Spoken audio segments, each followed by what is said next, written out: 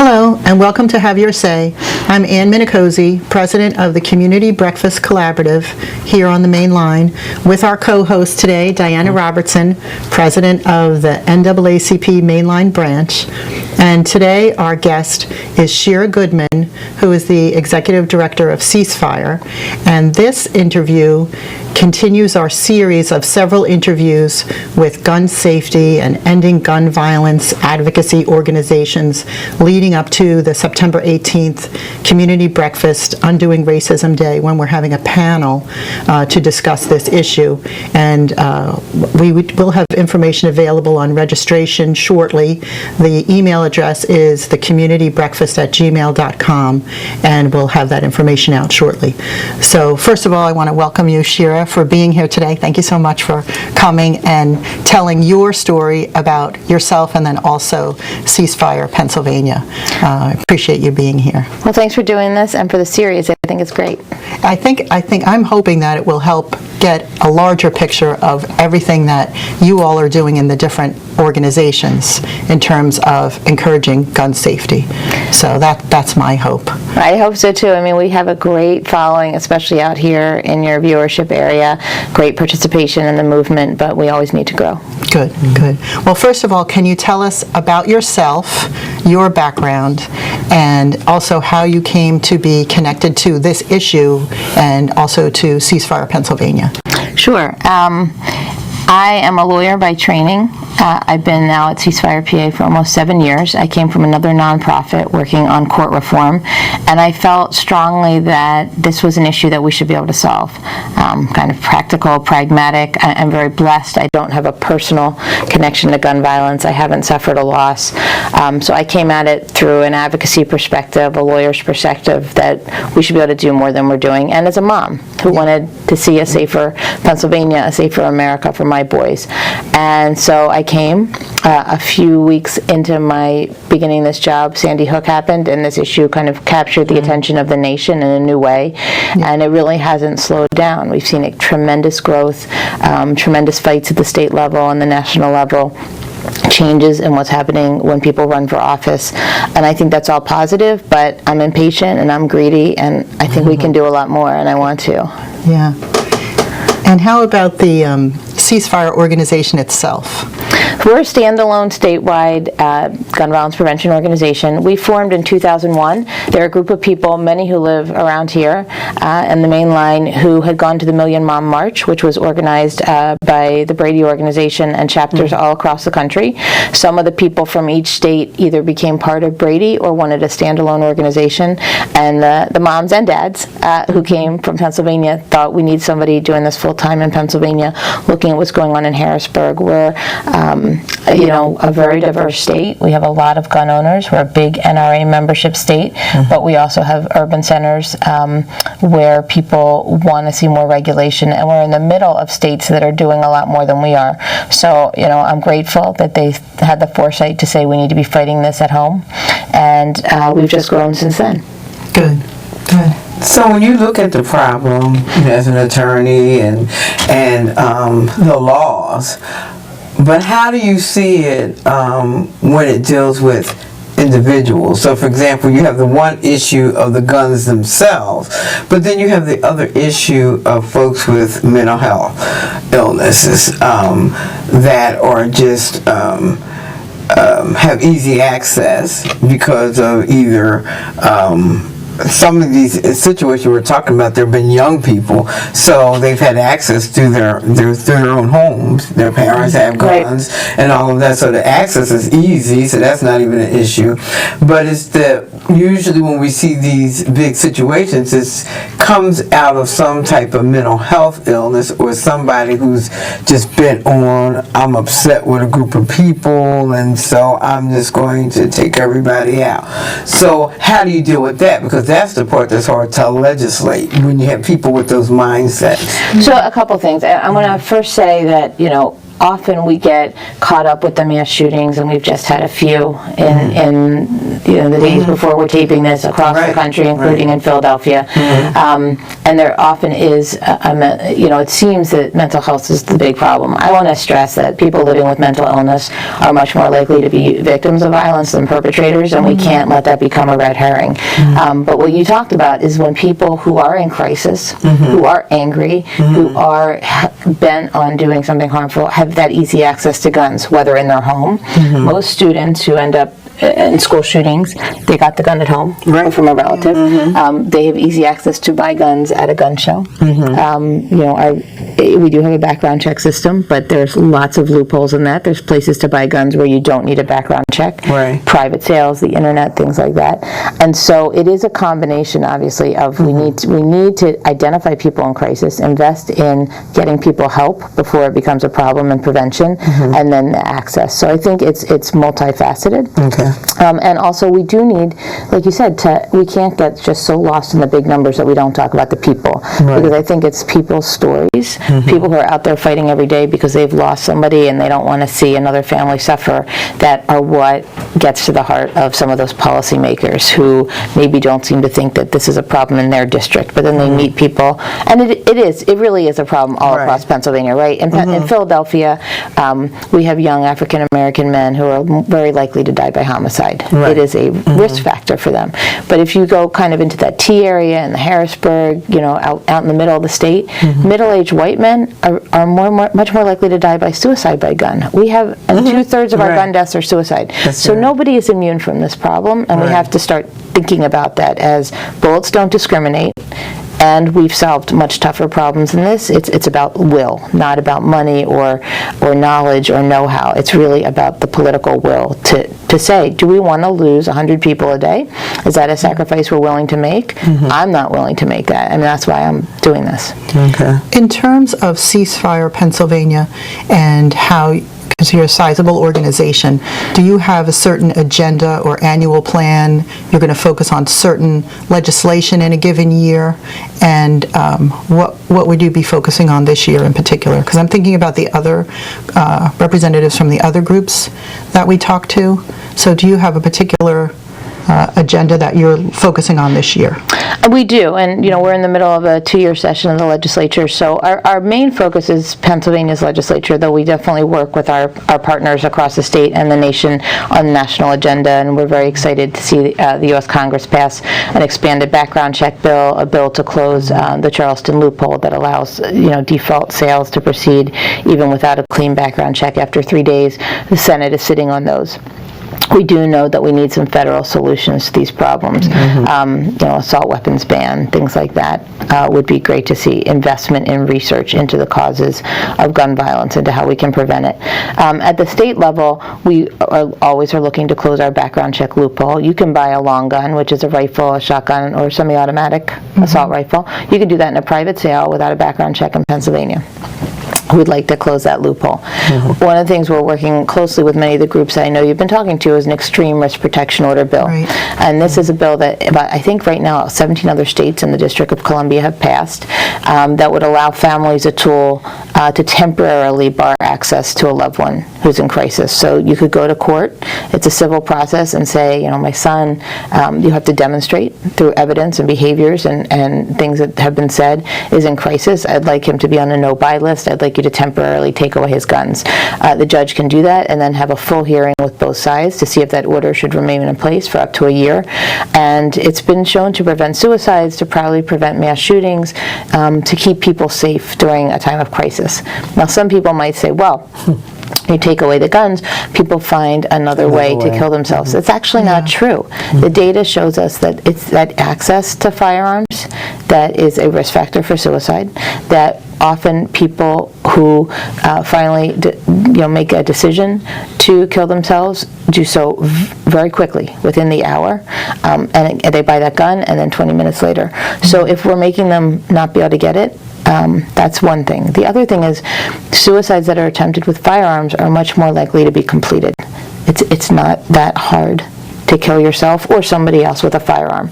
You don't get a second chance, right? If you take some pills, somebody might find you, call 911. You may decide yourself. And I'm sure you've all heard about that young man from California who jumped off the Golden Gate Bridge and survived, and he's going around the country and saying within a second of jumping off the bridge, he knew it was a mistake.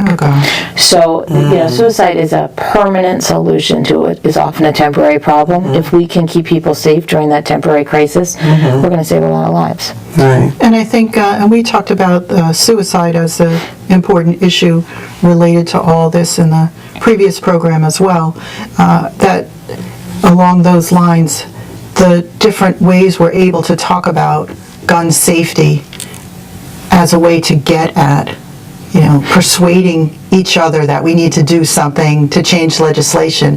That seems to be, it's certainly persuasive to me, but also getting into having options for family members to help each other, to help someone in the family who's in crisis so that you can temporarily take away the gun access. I think it's so important, and it adds such dimension to this discussion. And one of the things we just talked about a little bit before we started recording the program, in the Philadelphia Inquirer, there was an article in the last week about female straw purchasers. So that's a whole other group. Can you talk about that a little bit? And I don't know if you address that so much with CeaseFire Pennsylvania. Straw purchasers are when somebody with a clean criminal record, clean health history record, who can pass a background check, buys guns and then illegally transfers them to somebody else. That is illegal in Pennsylvania. In 2012, we passed a law after a police officer from Plymouth Meeting, Brad Fox, was killed with guns that were straw purchased, to make a mandatory minimum for multiple straw purchases. Because when you're a straw purchaser, the reason you were able to succeed as a straw purchaser is you had a clean record. So it was tough to then sentence those people, right? All their factors in the sentencing report are going to be, it's not going to argue for high sentences. So how do you deter it? You need to then, how do you encourage people who are straw purchasing to talk about the people they're buying the guns for, especially if it's some kind of trafficking ring? We've found that women often are pressured into straw purchasing by the men in their lives, whether they're partners or sons or other people who can't buy. They may be forced to do it. Maybe they're trading drugs for the straw purchase. Maybe they're trying to maybe they misguidedly think that they're keeping the men in their lives safer, but they're committing a crime. So I think what you're referring to is the Attorney General was investing in a program that I believe started in Massachusetts called Lipstick, and they're partnering with a great organization that's headquartered here, Mothers in Charge. That's a group of mothers and others who've lost people to gun violence, to talk to women about the dangers of straw purchasing, about how to try to what it can do, to families, and how to avoid it and how to get out of it, and have those conversations among communities that maybe are facing the same pressures. Maybe people lost someone to gun violence, and they're talking to other people about the risks of being pressured into that. But also, go ahead. No, I was going to say, now also as part of that process, one of the things that I think if somehow we could have legislation on or some type of policies on is actually registering guns, because you can't track. Part of the problem is you can't track the guns that are out there because they're not registered. Right, so we do not have a registry in Pennsylvania. Right. Some states do. Right. So some people are surprised. So often in the paper it'll say there was an unregistered gun. Those words in Pennsylvania don't really mean anything, because we don't register guns. Usually what they mean is somebody was carrying a gun and didn't have a license to be carrying it. Because although we're an open carry state in Pennsylvania, and you can carry your gun openly on your hip or with a rifle across your shoulder, except in Philadelphia, you do need a license. To carry concealed, you need to go to your sheriff and get a license. So in Pennsylvania, we actually have a law prohibiting having a registry. There is a database of the sales of handguns that occur in state, but they're going to miss the people who move in who bought a handgun somewhere else. They don't count long guns. They don't count other kinds of transfers. So yes, that would make things easier to track. But another thing the Attorney General is doing, though, is tracking and tracing crime guns. The ATF has a system where you can do that. We're getting more jurisdictions to opt into that. And so you can trace it back to its original purchase, and then we can see how guns are moving within Pennsylvania and in and out of Pennsylvania. But a registry, obviously, we would know how many guns people have, we would know Right. what guns they have. If you're looking to take a gun away from somebody in crisis, domestic violence, people who aren't allowed to have them, Right. What about the guns that are already in the home, those Right. kinds of things. And so, many states have had success with that. That's unlikely to happen here in Pennsylvania in the near future. But What is the reasoning behind it? Because with the other things you're talking about, that's one of the things. So if you want to remove guns from a home, whatever, the person is obviously not going to admit, I've got 10 guns in my house, and so that seems like that's an obstacle. well, the gun lobby, the NRA, their favorite saying is background checks. Let's take it back. More background checks lead to a registry, leads to confiscation. There's this fear that if there is a list of the guns, the government will come knocking on your door and take them away. Now that's not really happened. There are some states where certain kinds of guns have become more highly regulated or prohibited, and yes, they have used that registry to make sure people are complying. But we do have a robust Second Amendment. We have a robust right in our Pennsylvania Constitution, and nobody has ever said you can't have an individual gun. And in fact, in 2008, the Supreme Court, for the first time in our history, said there's an individual right in the Second Amendment. I happen to think that decision is wrongly decided, but I also don't think that the Second Amendment or the Pennsylvania Constitution bar a lot of what we want to do. But the gun lobby is still very strong here, and people, get very worried. What will that mean? Do they want to take my guns? And so we have to sometimes work in these more incremental steps. How do we have these conversations? How do we convince people that we're looking at people in crisis? We're not trying to take away hunters' guns. We're not trying to infringe on your right to self-defense, but we are trying to keep places safer. I want to be safe. I don't want to live in a lockdown society. Right. We've been talking about the registering the guns. We've talked about that for months. Right, About right. an option. And the other thing about this issue, and also having the conversation at the community breakfast, and also changing the community breakfast to a nonprofit that's called the Community Breakfast Collaborative, one of the aims is to look at some of these issues. Racism is part of it, but there's this whole systemic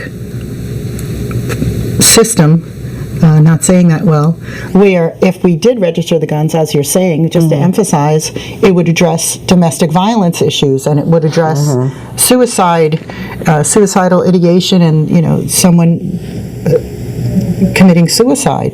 And so if in other states it's already been successful to have the gun registration, and some of them have been doing this for years, do you know that there would be data that we could start to look at and say to people from the NRA or whoever it would be, look, we have this data that shows that if we register guns, we aren't confiscating them, getting at the real truth of the matter. It is workable to register guns. It does keep people safer, and I'm saying that without looking at the data. But wouldn't there be data at this point? There's I don't some know how data. long there's been I registration. know that there's been data on a permit to purchase or a license to purchase systems in certain jurisdictions that before you can purchase, you have to get a license, fingerprinted, background check, not just at the store, but with the state. And that has been shown to reduce homicides. So, Hopkins does a lot of research. There's also been efforts to limit research about gun violence. The CDC wasn't allowed to fund it for a long time. So I think, I think that many gun owners and members of the NRA would probably agree with you about some of these policies. I think the leadership of the NRA, their job is to work for gun manufacturers and to sell more guns and to gin up fear about confiscation. I mean, think back to the election of President Obama, the election of Clinton and Trump. They're going to take your guns, they're going to take your guns, they're going to take your guns. And what does that do? It drives up gun sales. So this idea of registration, that is the boogeyman to them, and I don't think data and common sense and rational conversation is going to work. And what about the types of guns? Because clearly, if you're saying if you're saying you're getting guns, like you said, for the ones who hunt, okay, that's one thing. For protection, that's one thing. So you only need certain types of guns. You don't need an automatic.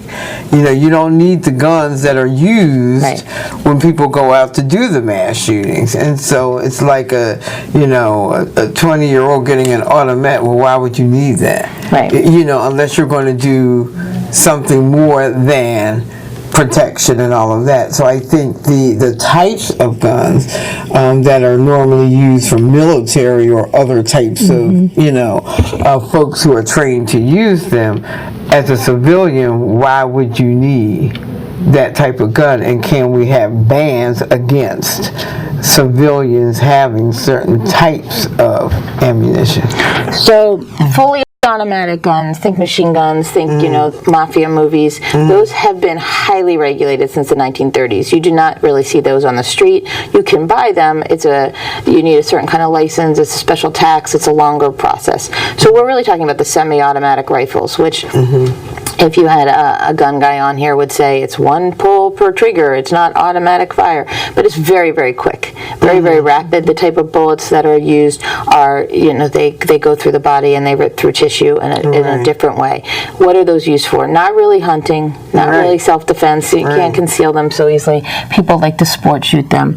And we did have a ban on them, right? From 1994 to 2004. Oh, okay. And then we let it expire. Yeah. And now there are millions of those guns out there, and they were marketed as the civilian version of a military weapon. And they are, they're fun, they're macho.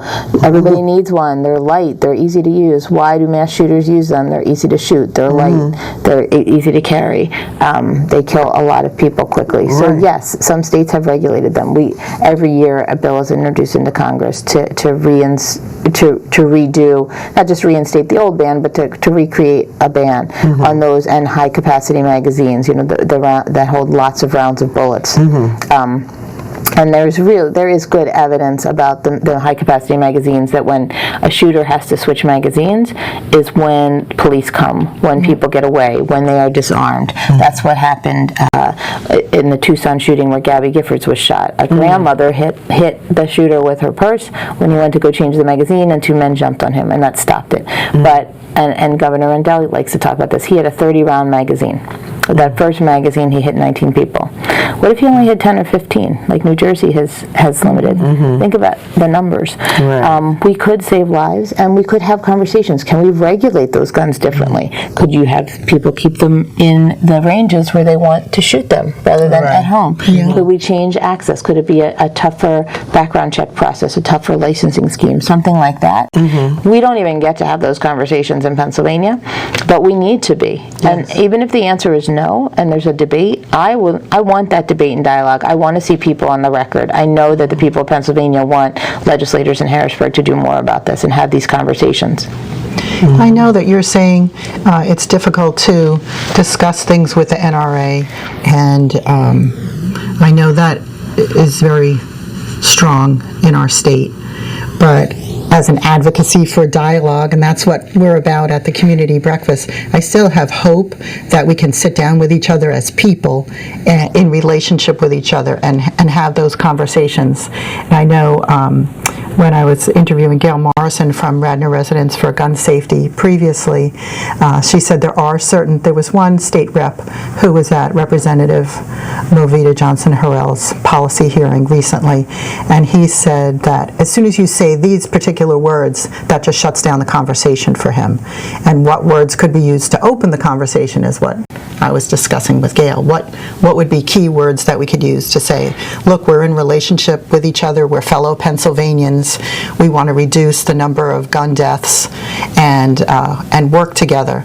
And something that we are acknowledging to a certain extent in our conversation is a lot of Pennsylvanians have this gun culture and tradition and history of hunting, and we aren't looking to end that. But getting back to our point about registering guns, do you think instead of going as far as banning the law that ended in 2004, it wasn't renewed, if we could talk about registering one particular gun, just that one, as a way to move forward on that if we can't get all the way to the ban of particular assault weapons, group of assault weapons, think just one. I think it's an register one. idea. People often have multiple guns. I mean, I think that it's staying away. It's trying to understand the culture. It's trying to understand. There's no gun owner that wants their gun to be stolen and end up at a crime scene. That would be like a nightmare. But they don't necessarily want to be forced to report the gun stolen. They just want to assume voluntarily everybody will do the right thing. It's that issue of government mandating something. And there's an NRA member who's a lawyer who I often do debates with, and he will tell you we're friends and we have very civil discussions, and we're invited to schools because we can model civil discourse, and we disagree about a lot of things. But I think it's kind of trying to understand the other person. So that's time intensive. It's labor intensive. It is really understanding that there is a culture. There is that gun owners generally are very responsible people. That they're passing on good lessons to their kids, but and they know that all the crime, the mass shootings, the suicides by gun, give it a bad reputation. Right? And they maybe don't feel that stands for them. But sometimes showing them the data, it takes some time to get there, and you have to build that trust a little bit. I've had people come up to me, I came because I heard the title of your talk and I was worried, but you seem very reasonable, and I've been in the NRA for my whole life. And that's a big step, and this gentleman, I was out in Carlisle, he got quoted in the paper saying that, and I know that his neighbors, that helped build up our reputation a little bit.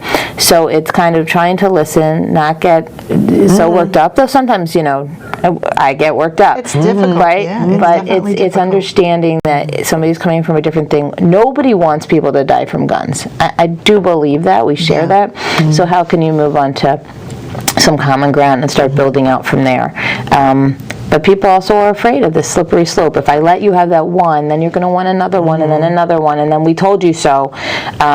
And so it's hard to make that first step. But the more people, I know the legislator you're talking about, I think the fact that he came to a Republican coming to a Democratic policy hearing, committee hearing in West Philadelphia to talk about guns, even though he said he didn't want to hear the words gun control, I think it's a step. I think it signals something to the people in that room and hopefully to his colleagues.